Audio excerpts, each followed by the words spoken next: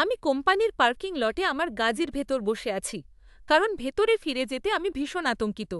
৪ সপ্তাহ আগে আমি এই নতুন চাকরিতে যোগ দিয়েছি। সবকিছু স্বাভাবিক ছিল। ইন্টারভিউ, অফার লেটার, প্রথম মাসের বেতন। কিন্তু প্রথম দিনই অ্যাকাউন্টস বিভাগের এক মহিলা আমাকে জজিয়ে ধরে বললেন, ফিরে আসার জন্য স্বাগতম, আমরা তোমাকে খুব মিস করেছি। আমি ভেবেছিলাম তিনি হয়তো কেবলই বন্ধুসুলভ আচরণ করছেন। তারপর এমনটা আবারও ঘটল। আর আবারও আইটির একজন কর্মী আমার কুকুরের কথা জিজ্ঞেস করলেন। আমার কখনোই কোনো কুকুর ছিল না। এইচআর আমার স্বামীর কথা জানতে চাইলেন। আমি কখনোই বিয়ে করিনি। আমার বস ২০১৯ সালের একটি প্রজেক্টের কথা উল্লেখ করলেন, যা আমি নাকি পরিচালনা করেছিলাম।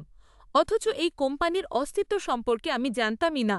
সেই সম্পদের ৪ বছর পর আমি কোম্পানির ডিরেক্টরি চেক করলাম।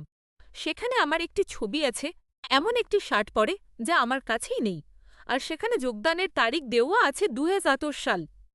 এইচআর আমাকে গত ৯ বছরের পারফরম্যান্স রিভিউ এবং ট্যাক্স ডকুমেন্ট দেখালেন। সব কটিতেই আমার স্বাক্ষর। স্বাক্ষরগুলো একদম নিখুঁতভাবে মিলে যাচ্ছে। তারপর আমি আমার ডেস্কের ওপর রাখা ছবিগুলো দেখলাম। দুজন সন্তান যাদের সাথে আমার কখনোই দেখা হয়নি। একজন মানুষ যাকে আমি চিনি না। আমার পুরনো অফিসের ল্যাপটপে আমি খুঁজে পেলাম এক সম্পূর্ণ জীবন, ভ্রমণের পরিকল্পনা, মেডিকেল রেকর্ড, আর এমন সব বাচ্চাদের স্কুলের ইমেল যাদের আমি চিনিই না। আমি আমার হাতের দিকে তাকালাম এবং দেখলাম আমার অনামিকা, একটি হালকা ফ্যাকাশে দাগ, যেন আমি বছরের পর বছর ধরে বিয়ের আংটি পরেছিলাম। আজ সকালে রিসেপশনিস্ট জিজ্ঞেস করলেন আমার মেয়ের জ্বর কি কমেছে কিনা।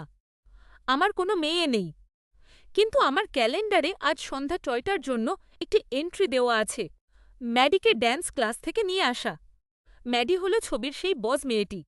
ওর চোখগুলো ঠিক আমার মতো, আর ওর সামনের দাঁতের সেই ছোট্টখানাটি ঠিক তেমন, যেমনটা আমার ৭ বছর বয়সে হয়েছিল।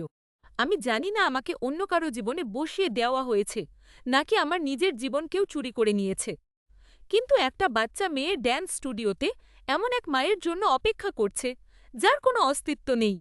আর আমার মনে আমাকে গীতে তাকে খুঁজে বের করতেই হবে।